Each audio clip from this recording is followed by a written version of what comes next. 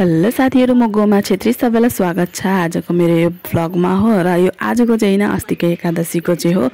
र मैले चाहिँ आरतीको थाली बनाएको थिएँ हैन। अनि त्यो आरतीको थाली चाहिँ बनाउनलाई मलाई अस्ति दिवालीदेखिकै रहर चाहिँ थियो हैन। दिवालीमै मैले मोबाइलमा देखेको थिएँ त्यसको ह्याक चाहिँ। अनि दिवालीमा त बनाउन पाइनँ, भैलेनी खेल्न जाने भएर चाहिँ। अनि त्यही भएर मैले एकादशीको दिन चाहिँ बनाउँछु भनेर चाहिँ मैले गरेको थिएँ। र क्यामेराम्यान नहुँदाखेरि चाहिँ एकदमै साह्रो पर्दो रहेछ क्या। अनि मैले चाहिँ यसमा त्यही फुड कलर मैले देखाएको थिएँ, हौ त्यो हालेर आँटा मुसेँ हो। आँटा मुसेर चाहिँ अब यसलाई बेल्नुपर्छ हैन। बेल्दाखेरि चाहिँ अलिक मोटो मोटो बेल्नु पर्दो रहेछ। अनि मात्रै फुल चाहिँ राम्ररी सेप दिँदो रहेछ क्या फुलले चाहिँ। अनि म त थाहा भएन। अनि फेरि मैले जस्तो हुन्छ त्यस्तै अब बेलिराखेको थिएँ हैन। पातला पनि भयो मेरो। अन्त नानीलाई चाहिँ क्यामेरा दिएको अरे हेर्न, हल्लाको हल्लै शेष हल्लाएर त्यही भए पनि गरिदियो हैन। नभए मोबाइल चलाउनै दिदिनँ भनेर मैले त्यसलाई चाहिँ अब ब्ल्याकमेल गरे जस्तै गरेँ हैन। अनि म चाहिँ मजाले बेल्दैछु। बाहिर चाहिँ एकदमै धेरै पानी परिरहेको छ नि त। अनि रेड कलरमा चाहिँ राम्रो देखिँदो रहेछ हैन। अनि रेड कलरको चाहिँ मैले गरेको यो बार चाहिँ अर्को पालि फेरि गरेँ भने चाहिँ अरू कलरमा पनि ट्राई गर्नु पर्यो म हैन।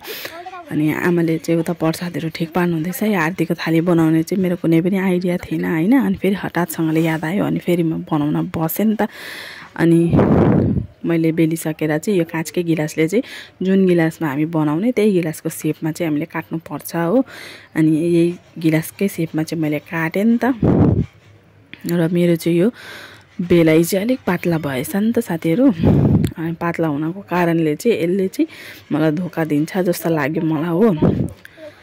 अनि यता निकालेर बनाउन थालेँ म। बाहिर चाहिँ थोरै र भित्र चाहिँ धेरै पार्नु पर्दो रहेछ हो। अनि मैले त्यस्तै गर्दै थिएँ तर कुन चाहिँ मिलेन क्या। अनि फेरि मैले र पनि अब तानतुन पारेर मिलाउँदै थिएँ नि त। अनि फेरि रोटी नै पुगेन हो। एकैचोटि गरेर चाहिँ 10-12वटा बनाएर चाहिँ गऱ्यो भने चाहिँ सुविधा हुन्छ हैन। अनि मैले बेलेर फेरि यता बनाएँ। अनि यता थालमा घोप्टाएँ।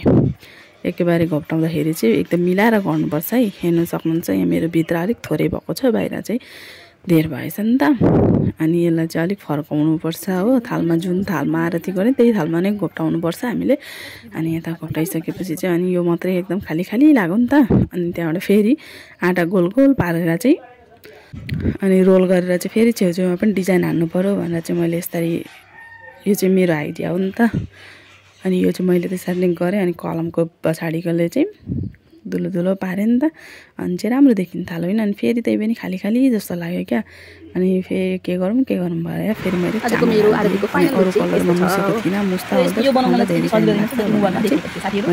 कलर फुटिरहेछ। अनि त्यहाँबाट भाइटिकाको त टिलिक मिलिक त्यो पनि छेकिदिएँ।